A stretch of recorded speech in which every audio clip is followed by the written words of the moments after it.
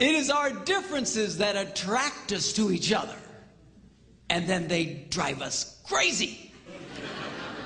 And a lot of the struggle that happens in relationships is fundamentally trying to get you to be like me. Why can't you be like me? Why can't you be more like me? Why can't you think and act and respond like me? Because he ain't you, that's why. All right? And we start really fighting fundamentally who they are. It is the craziest thing. There's something wrong with all of us. I don't know what it is. But we feel that difference and we go, oh, there's something really special about that person. Yeah, you know what it is? They're the exact opposite of you. You finally found someone who's just the flip side of the coin and go, oh, yes, yes, yes. And there's that sense of completeness, you know, because, you know, together you guys make a good person. All right? But because we're all a little unbalanced. We need that person to balance us out. But then we get married and, oh, man, it just starts driving us crazy. Now, what I've discovered is most couples don't understand what those differences are. They know there's something there, but they don't really get it. And we start fighting against fundamentally what the other person loves the most about life. Because what they love the most about life is usually not what we love the most about life. And couples have a real hard time expressing these feelings and these emotions and finding a way of clarifying just exactly who they are on the inside. And we've developed a program that helps couples to do this. It's called The Flag Page. And it was written by a good friend of mine, Larry Bellata, a brilliant man who discovered the key to helping people succeed is showing them what's right about them, not what's wrong with them. So much of our efforts to help people starts with the premise, well, let's find out what's wrong with you. A lot of couples counseling is, let's focus on what's wrong with you. Now, I don't know how many of you are aware of this, and if you're a counselor or something here, you know, and you have a different result, don't get mad at me or throw anything. But the truth of the matter is, most people are not aware of it, but most counseling fails miserably. By and large, they have an 80% plus failure rate. Can you imagine going to a doctor where 80% of the people came out dead? That's contemporary marriage counseling, marriage therapy. And I'll tell you what, churches, pastoral counseling, marriage counseling, isn't much better. Some of them is equally as bad. That's why a lot of pastors hate doing it. As soon as the church gets big enough, they hire somebody else to do it. Because it sucks the life out of them, and it's frustrating, and they're not succeeding, and they want to give up on the deal. One of the reasons why they struggle and fail so much is because the premise is wrong. They start focusing on what's wrong with you. You know, they'll bring in a couple and say, okay, well, what's wrong? Well, why is that wrong? Don't you think it's wrong to do what's wrong? It's like trying to lose weight by thinking about food all day long. They're focused. We have discovered if you get people to discover what's right about them, they come alive. It changes the dynamic. And while so many people have an 80% failure rate, using this approach, we have discovered an 88% success rate with couples. No one was more shocked than I, because I was like a lot of other ministers. You know, ministers, we do marriage counseling by default. You know, they come to their minister, they want help, and okay, you know, we get like one class on it kind of thing, you know, and we typically just beat you over the head with the Bible, you know, and hope you change. But you know, I failed just like everybody else. And when we started using this approach, the turnaround in couples' lives, and I just went, wow, this is absolutely amazing. And we continue to fine-tune and develop this program, and we use it with couples all across America, all over the world actually, to help them discover what's right about them. We call the program The Flag Page. And this program is a very unique program. I don't know how many of you have ever taken a personality test or anything like that. They ask 250 questions and stuff, and I hate those things as much as you do. That's not what this is. This is not a personality test. We don't care about your personality. Twisted as though it may be, okay? This program focuses on one thing, and that is, what do you love about life? What is important to you? That's it. We try to measure passion. All right. Now, It's a test that you do online. You go on the computer, you go online, you enter a code. You have to purchase this little code, and you enter the code, and then you can go in and do the program. The program consists very simply of 3 steps. It's so simple. When I first took it, I thought, this is stupid. It can't possibly be accurate. And I was blown away by the results. But the 3 steps are very simply. Number 1, it gives you a list of words. And then you simply click all the words you believe describe you. Now, this is not what you wish you were. All right? Because a lot of you girls, you go, oh, I wish I was that, I wish I was that, I wish I was... you'll just look like somebody else is all it is, okay? You'll look like what you wish. We don't care about that. Don't think in those terms. This isn't what you wish you were. This isn't what your mama told you you had to be, okay? This is, yes, that describes me, yes or no. Boom. You pick the ones, you click a button, you go to step 2. You rate on a scale of 1 to 10 how specific words make you feel. 10 makes me feel great, 1 not so good, 5 in the middle, whatever. Then you get step 3, where you prioritize those, the ones that are the most important to you. You push the button, and then in seconds, you get this printout. We call it the flag page. On this program, it'll show you why you act the way you act, why you react the way you react, where you're most likely to succeed in life, and most importantly, the 5 things that you love the most about life. Now, let me explain very briefly just the top portion of it. That's the most powerful part of it. And we're going to start with this area in the corner here that shows these pictures. What we do, the first thing this thing does is breaks you into 4 temperament categories. Control, fun, perfect, peace. We call them countries. Fun country, control country, perfect country, peace country. Why? Because it's like coming from different countries. Different countries have different traditions. Different countries have different ways of looking at things. I used to use the analogy of like someone from China trying to relate to someone from Yugoslavia or something. But we discovered a really better example is like someone from the United States trying to relate to someone from England or from Australia or from South Africa. Why? Because we all speak English. We assume, there's a general assumption, we understand each other. But if you've ever been in these countries, you can find out in a hurry, different words mean different things. And you can insult people very, very quickly. We were in England some years ago, and I met this young couple, and they had this little boy about 2 years old, little toddler running around. I love kids, and I'm goofing around with this little kid. And at some point I said, come here, you little bugger, and I'm reaching to grab him. All of a sudden, the parents grab his hand and just storm out of the room. I was stunned. I looked at the guy next to me, I said, so what happened? He said, well, over here, a bugger is a homosexual.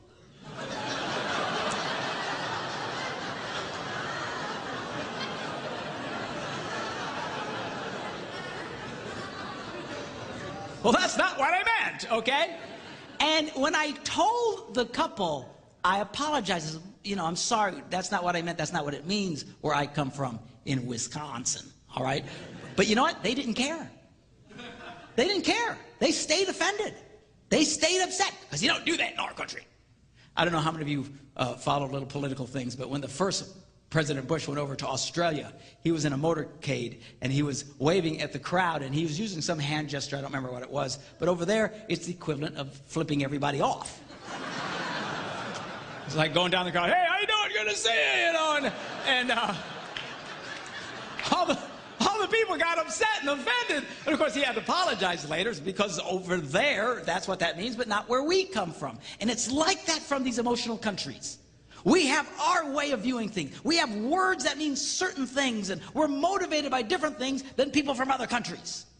And inevitably, people seem to marry people from completely opposite countries.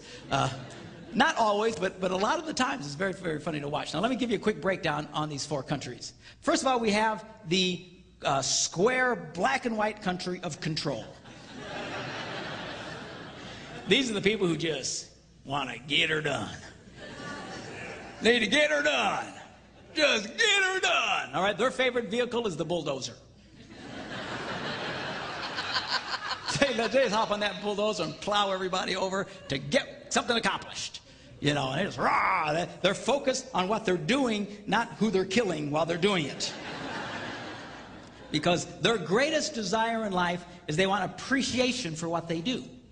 They want appreciation for it. I want you to appreciate me. I told you last night how men like to be appreciated. Men like this really want to be appreciated. But there's women like this too. They want appreciation for what they do. Now, these people generally, depending on how passionate they are about it, they're so strong about it that the last thing in the world you want to do is appreciate them. Right? In fact, we'll say things like, dear God, don't appreciate him.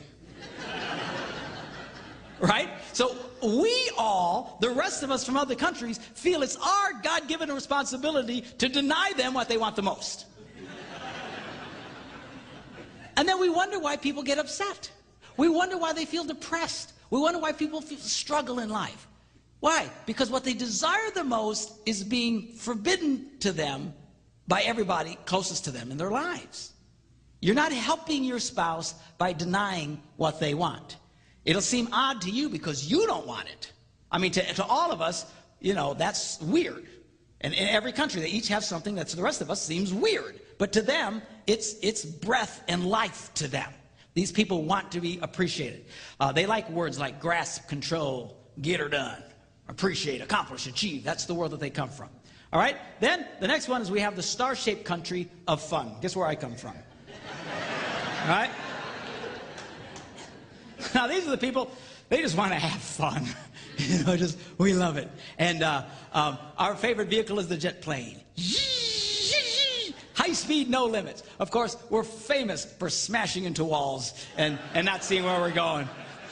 And of course, we think it's hilarious. You know, then we just get up and take off again. And it's not so funny to your spouse, who's tired of seeing you smash into walls all the time, right? But we don't care. Our greatest desire is, look at me, look at me, look at me, look at me, look at me. We love to be noticed. Fun people love to be noticed. Their favorite environment is being noticed in a crowd of people. Just, look at me, look at me, look at me, look at me. That's fun people. That's why they'll share horribly embarrassing situations that you would never share. It's true. Why can they do that? Because we just look at me. We don't care. Look at me, look at me. Look at me, look at me. I was in Ohio, and I got on one of these shuttle buses, you know, from the airport to the rental car thing, and this lady hops on the bus, and she's just loud. You know, fun people are loud. Loud, loud, loud. Why? Look at me, look at me, look at me. And she's just talking. The lady's hilarious. She's got us all laughing on the bus. I knew right away what country she came from, you know. She was she'd just come back from Rhode Island, which is about the size of a postage stamp, and describing how it took her 9 hours to get from the airport to her hotel. Now, it only takes 20 seconds to drive across Rhode Island, but it took them 9 hours. And she's describing how they kept going in circles and stuff like that, and she thought it was hilarious. It's an embarrassing thing. And then she says, and then we finally got to the hotel, and it was this hotel, and it was so neat because when we looked outside, it had the biggest, fullest moon we ever saw. It was so beautiful. And she's describing it in detail, and she's kind of pulling us all in. And she says, the most amazing thing about it is it never moved all night. It stayed in that same spot. And I'm thinking, really? And she says, the next morning we got it, we saw it was a big lamp right outside our window. Oh my God. Oh, I felt so stupid. You know, it was...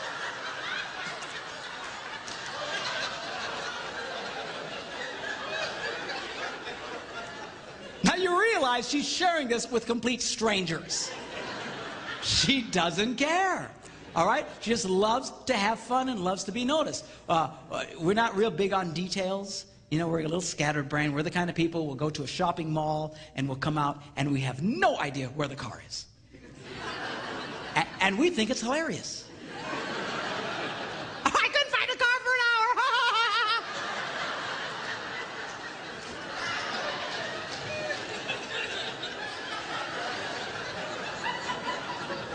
And of course, your spouse is not nearly as entertained by this. Highly irritated, okay? And what do? These people, they want to be noticed. All you fun people, what have you heard all your life from people? Oh, God, don't notice them. Don't encourage them. Don't encourage them. So everybody closest to you works the hardest to deny you what you want the most.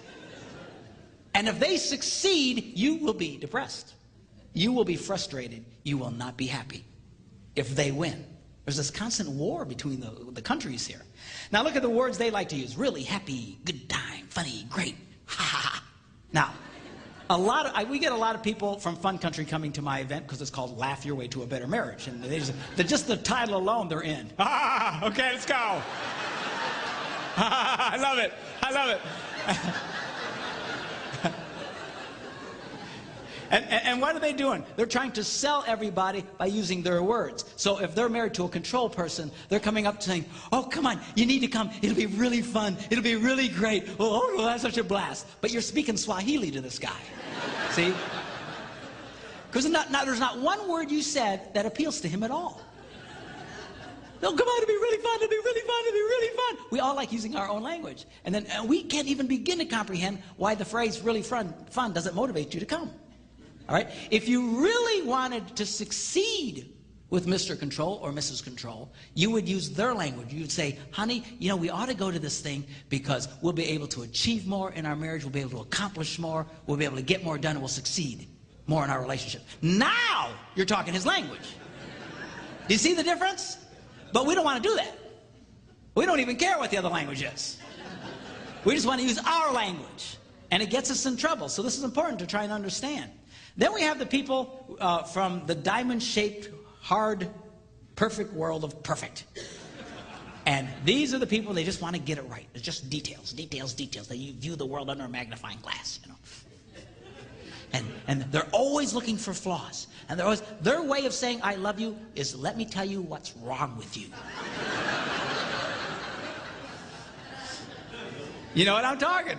Some of you got that. You always telling your spouse, you know, you need to quit doing that. You need to do this better. Why do you know, this is their version of love. If they didn't care, they'd let you just burst into flames. They wouldn't care. You're about to drive over a cliff, they don't know you, they don't care, just see you. You know. But they love you, they're always pointing out what's wrong and how you can be better. These people, they're perfect, their ideal vehicle is the train. That's because unless this rail is exactly, it has to be exactly from the same distance from this rail, or the train's not going to move. These people are often accused of being control freaks. And they're not, and they get mad. If you have a spouse that you say, you're just a control freak, and they get mad at you, I promise you they're not a control freak. They're probably a perfect person. Control people, when you accuse a control person of being a control person, you know what they do? They go, that's right. You know, they love it. Rawr, rawr. That's right, I'm a control. Get out of my way, you know.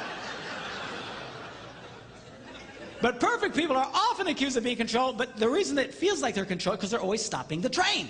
They're train stoppers. They're not controllers. They're not trying to control the environment.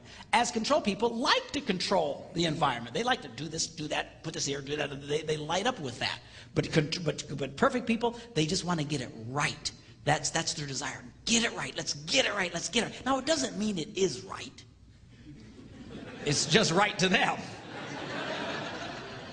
These are the people that if they were on the Titanic, the only thing they would be concerned about is that the furniture stay arranged on deck. The rest of us would be on, we're dying, it's gonna sink, who cares? I'm sorry, it's policy. We gotta keep these chairs over here because that's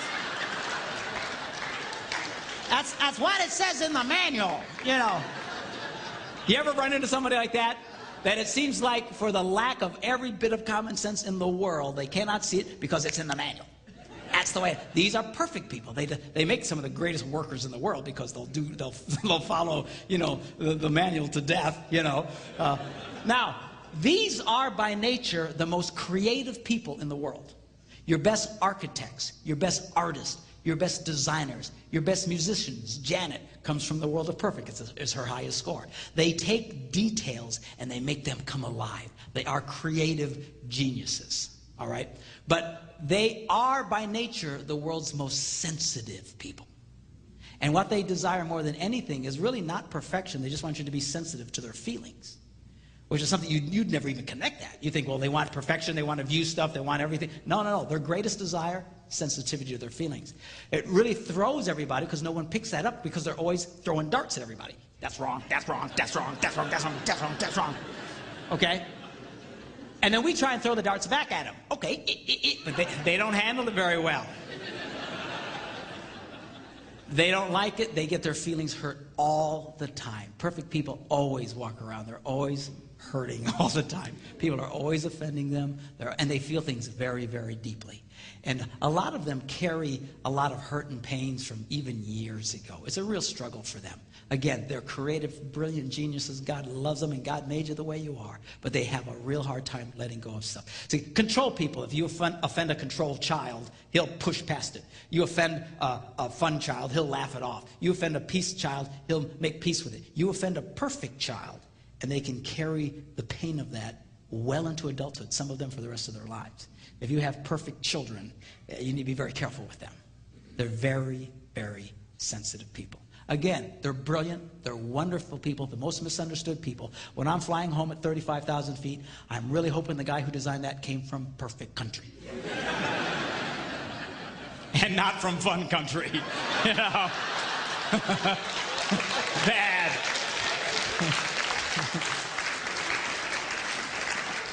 Because all we care about is that it looked cool. And if it blows up, we go, oh man, did you see that? Oh, let's make another one, you know. So we just...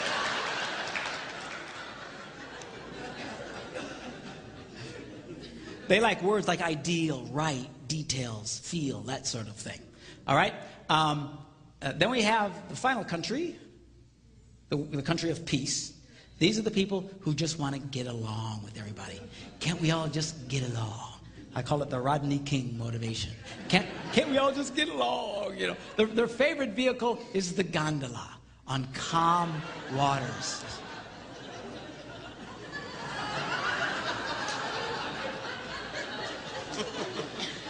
They hate emotional waves. They just hate it. Inevitably, these people marry people who do belly flops in the pool. Stop it! You know, they just hate it. It drives them crazy. This picture of a person in a hammock while mowing the lawn, that's not laziness to these people. That's efficiency.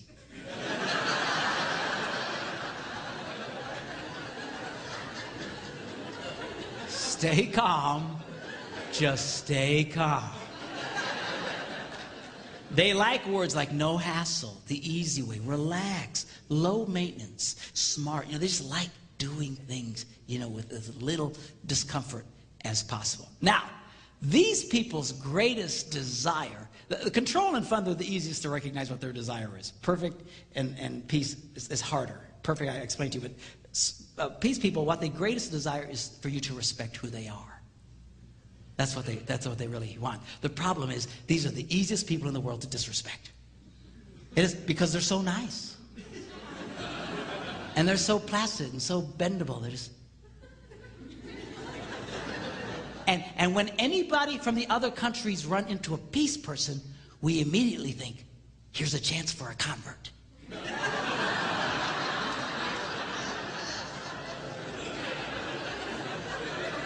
That's what we do.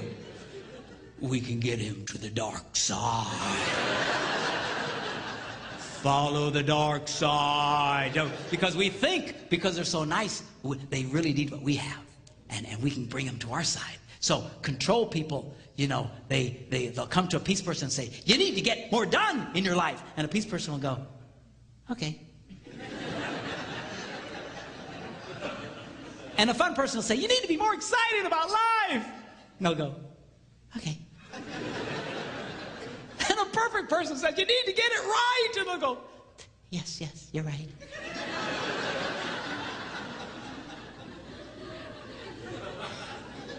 And you can push them along just so far. These people will all of a sudden shut down on you in a heartbeat. And the reason, and it'll shock you to say, what happened? It's because at some point you start disrespecting them and you start insulting them. They'll put up with a lot because they're peace people. By nature, they'll suffer the slings and arrows of many outrageous fortunes, okay? But you start insulting who they are, they'll shut down on you, they'll go cold, they'll get really upset. A control person pushes too hard, it makes a peace person feel stupid. You make a peace person starting to feel stupid, they'll really get upset with you. A fun person can make them feel like a dud. You make them feel like a dud, they'll shut down. You know, a perfect person making them like a failure. You start making them feel that way, you're insulting them, they will shut down on you. If war breaks out between the other 3 countries, these people all hide.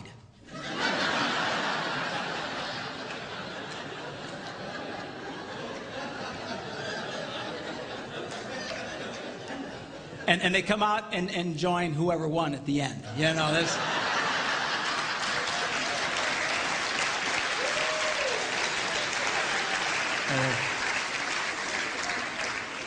Which makes the other 2 want to kill him. Okay? So that's the temperament thing. This is just the beginning. This is why you act the way that you act, the way that you approach life. Then what this program does is it measures what we call your hard motivations versus your soft motivations. Now, soft means calm, patient, peaceful, low-key, easygoing. Hard sounds bad, but it's not bad. It's great. It's wonderful. Strong-willed, bold, born leader, organized, self-sufficient people. These are wonderful, wonderful people. And sadly, in the world that I come from, in churches, we tend to really favor soft people, you know. And we kind of dislike hard people. But it's very, very unfair because they're both wonderful. You know, God has both in him. Thou shalt not is pretty hard, right? When Jesus was whipping people and throwing them out of church, that's a little on the hard side. All right, but then he also was compassionate and forgave people even their most outrageous offenses. And that was his soft side. So, you know, while God is perfect, you know, we have varying degrees of all this. And this program actually measures this in you. And it's very, very interesting. And then we'll stop with this part of it. But this is what we call the flag, hence the name flag page. And this shows you your top 5 motivations, the 5 things you love the most about life. And we do them in order of importance to you. And this is really significant because oftentimes couples not only fail to appreciate what the other person loves, but they criticize it in them. And when you start criticizing what the other person loves the most about life, it really causes a great deal of pain. And you start tearing at their heart. We have a phrase that says, don't step on my flag, you know. And the problem is, we all appreciate the things that we love the most. When we see your spouse's flag, you don't get nearly as excited about it. You get thrilled by your own, but you look at theirs and go, oh, that's too bad.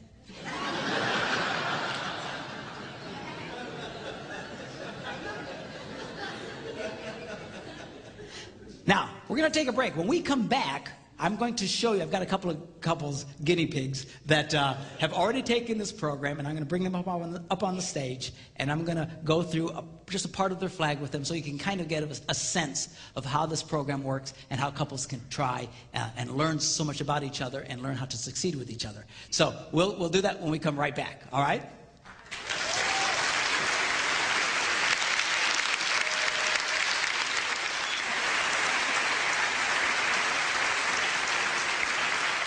Okay, we have with us now Keith and Dana Stasser. Is that?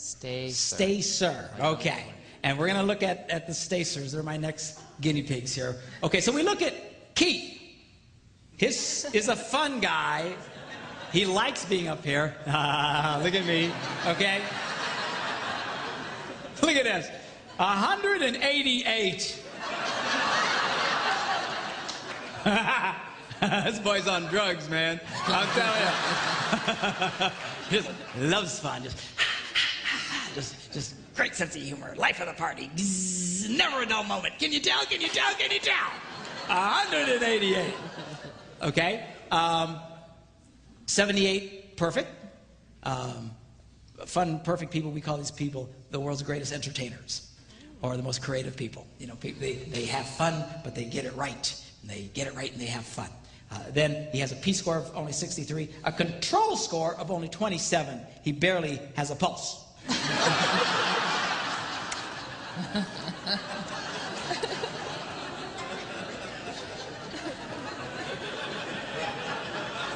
Who just happens to be married to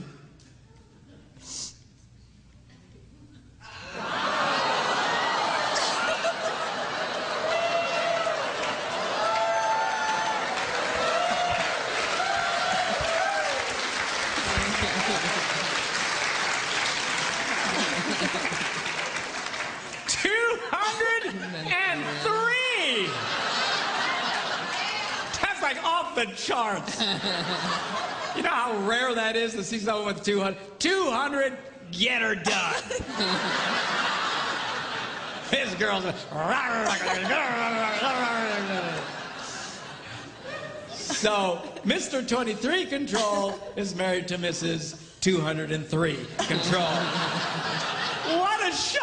I can't believe it, you know. Oh, I'm gonna cry. Now, her next highest one is peace. So she's what we call a controlled peace woman, peace control woman. We call these people the world's greatest managers. Why? They get stuff done, but they get along with people. They get along with people, but they get stuff done. And that's her world. That's the world that she moves in. Okay? Now, whoops, wrong button. Keith, we measure here his hard and soft. Look at the difference here. 89.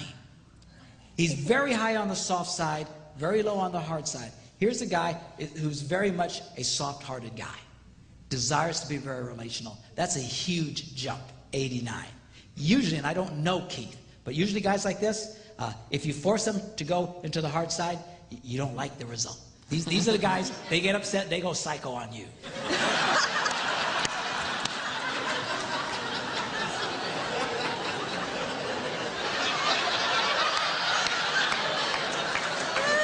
That's hilarious. They'll use a bomb to kill a fly. They will nuke the joint. I mean, they will go off on you. And the good news is you don't see it very often, but when you see it, it just freaks you out. And everybody says, why are you so upset? You don't have to get so upset, which only makes them more upset. The reason they get so upset and the reason they so overreact usually in tough situations is they don't like being there. What they're trying to do is kick back to the soft side. They don't like being there. I think of the Incredible Hulk. Don't make me angry. You won't like me when I'm angry, okay? Now, Dana is a balancing woman. She can be comfortable doing black and white as well as being very relational. It's harder for him to be confrontational and direct with people, but not for you, okay? No, which no problem. Not a problem. It's a lovely thing. Now, the reason that can mess with you, and I don't know you guys, but a lot of couples, they can feel bad about that because our culture approves of hard men, like the first guy that was here, and soft women. We don't particularly care for tough women and soft men. And a lot of times, they can feel like there's something wrong with you. There's nothing wrong with you. This is exactly who God made you to be, and it's fine. You might find yourself in a situation where you'll be saying to him, why can't you tell the kids no? Why can't you call that guy and say that? Why can't you be a man? Or whatever words you want to use. The thing is, it's because he doesn't like that. If it's confrontational, if it's hard, he will let you take over really quickly. And that's fine. There's nothing wrong with this. In fact, a woman who's a big control, tons of confidence, quick to action, she just, there's nothing wrong with that. It's great. And a lot of times in churches, we criticize strong women, particularly women who by nature are quick to make decisions, quick, and to lead, and especially in tough situations. And we think, you're usurping authority. Baloney. They're not usurping authority. See, we misunderstand that in this nation, in this Western culture, because we think authority is tied to what you do. Whoever does the most has the authority. Wrong. In Eastern culture, they understand authority is not based on what you do, it's based on who you are. See, they have kings and that sort of thing. We fought wars to get rid of kings, but they have kings and stuff. And whether a king is a great king or a bum is irrelevant. He's still the king. They understand that. It's based on who you are, not what you do. And we have a hard time with that. Even in Eastern religious culture, a lot of their worship songs celebrate the Christ and the inherent Godhead that was in Jesus, and they celebrate Christ for who he is. In Western culture, our songs are all about, let's celebrate Jesus for what he's done. See, everything's about doing here. And we misunderstand. We think because a woman's doing a lot, she's taking, no, that has nothing to do with authority. Best example of that in the Old Testament is when you read the story about Joseph in Egypt. The Pharaoh put him in charge of everything. Joseph made every decision about everything. He called all the shots in Egypt. The Bible says there was not one thing that Joseph was not in charge for and responsible for. If you came into Egypt, you'd have swore Joseph was the Pharaoh. But was Joseph the Pharaoh? Never. Never. Never at one time did the people even think he was the Pharaoh. Why? Because they got it. I don't know what the Pharaoh did. Sit around eating bonbons all day long. I have no idea. But it was irrelevant. What you do does not make you the king. It's who you are. Okay? I don't know if that helps at all a lot, but it's good for you to be who you are. This is the way God wired you, Miss 203. Control. And tons of confidence. I can do anything. And don't get in my way. Okay? And she loves that. Now, Miss, tough girl is married to Mr. Sincere at Heart. He's a warm, fuzzy guy. Again, thoughtful, genuine, compassionate. Likes to have fun, never a dull moment, faithful, and she's this quick to action, confident, optimistic. I can do anything, anything's possible. Come on, follow me. Da, da, da, da, da. She loves it. Also, Sincere Heart also has the great sense of humor. Bottom line, if she gets this fulfilled in her life, you just looking at these words makes you feel good, doesn't it? Oh, yeah. I'm telling you, you have to do it to see it. I look at other people's and I think that's nice, but when I see mine, I always go, I love it. That's how powerful this stuff is. And the same for Keith. When he sees that, he just goes, yes, yes, that's me. This is wonderful. This is great. The problem is now, if you want to have a bad marriage, you just start criticizing him for these things. Always goofing around, everything, you got to be real about everything. You never, everything goofing off, you're not going to quit goofing off. You need to be more serious about life. What's the matter with you? Okay? You criticize her for always trying to be in charge. What's the matter with you? You always think everything's going to be great. Sometimes things are lousy.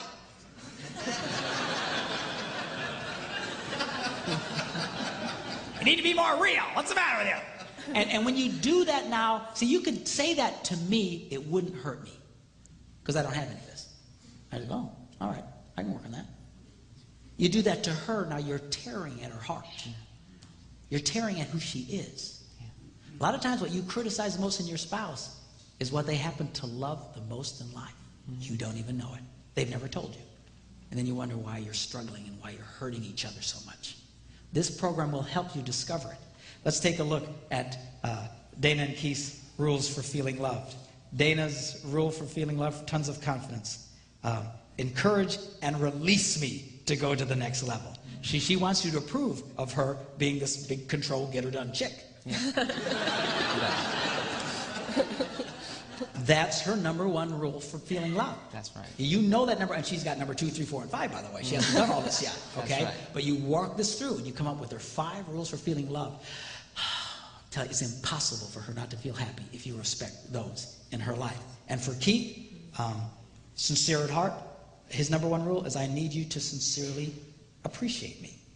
And when he says sincere, it means to be real. You got to be very, very real with him.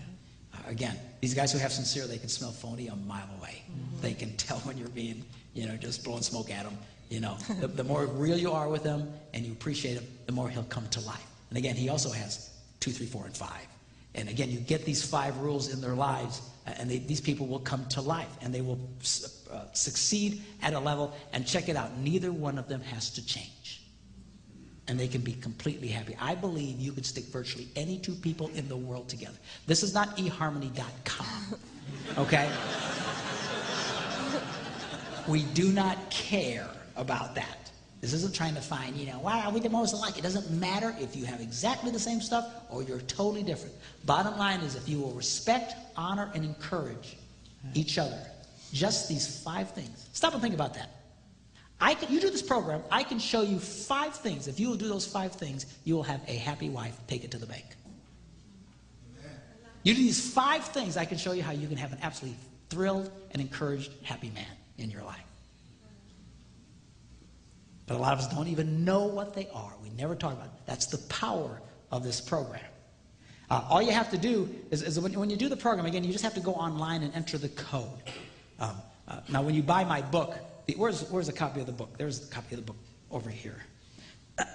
Very professional on the floor here. Okay, here we go. Here's a copy of my book.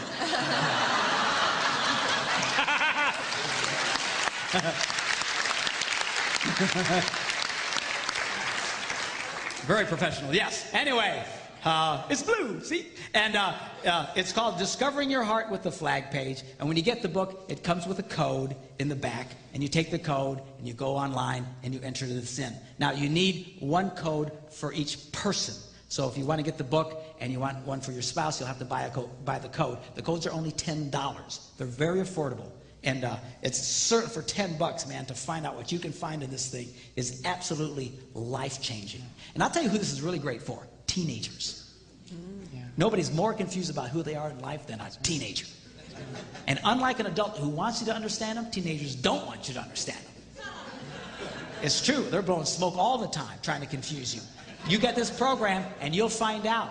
And this can be life-changing. I had a man who came up to me about a year and a half ago, and he looked at me and says, I want you to know something. You saved our family. Wow. I said, what do you mean? He said, we had a daughter who was so different from us. We never understood her, and we were always at war with her. And she was always in trouble, and she was always depressed, and she tried to commit suicide. Raised in the church all her life, tried to take her life. We were so heartbroken. He said, we heard about this program and your book, and he says, we did this with her. And we came up with her 5 rules to feel loved. And when I saw her 5 rules to feel loved, he says, I wept. Because I realized I had been breaking all 5 of those all the time. And he says, and sincerely, Pastor, he says, I never knew it. I never knew. But when I saw that, I determined I'm going to start respecting what this young girl needs. He said the change in her was dramatic. And it is.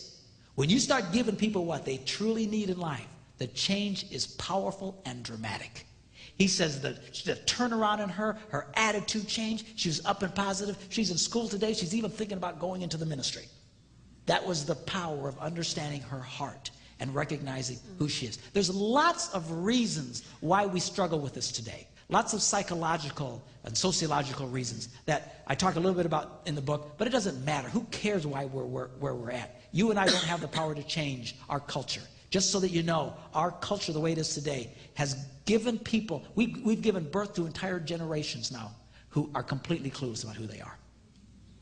It wasn't like that for a very, very long time throughout history, but it is that way now. This program will help you to center on the inside, understand who you are, who God made you to be. And I'll tell you who really was impacted by this program and fell in love with it big time was me. Because all my life I had been criticized for doing and being who I was. Are you kidding? A pastor? You know what's on my A box? Good on stage.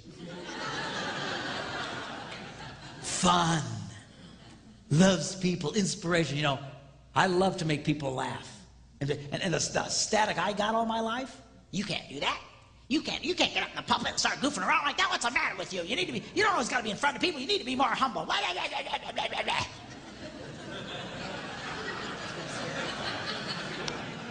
All from men who did not have any of those things in their hearts. They didn't have it. I had it. Something's wrong with me. All my adult life. I spent the majority of my time, I'm a musician. I'm very good at what I do. I was also a video producer.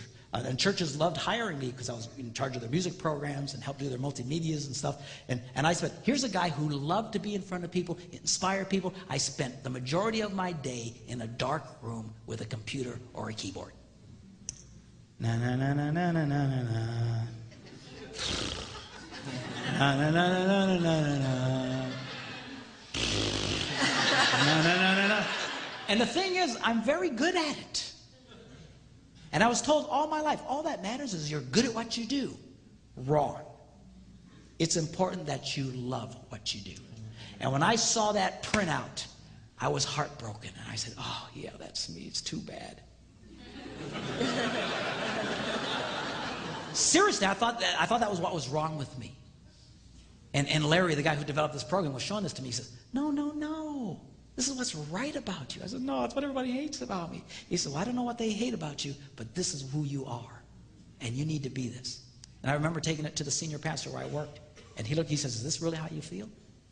He says, yeah. I said, man, you need to change your life.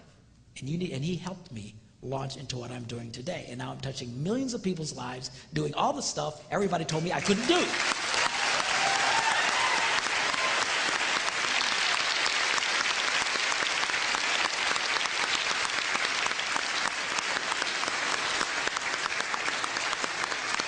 So to all those people who said I couldn't do it.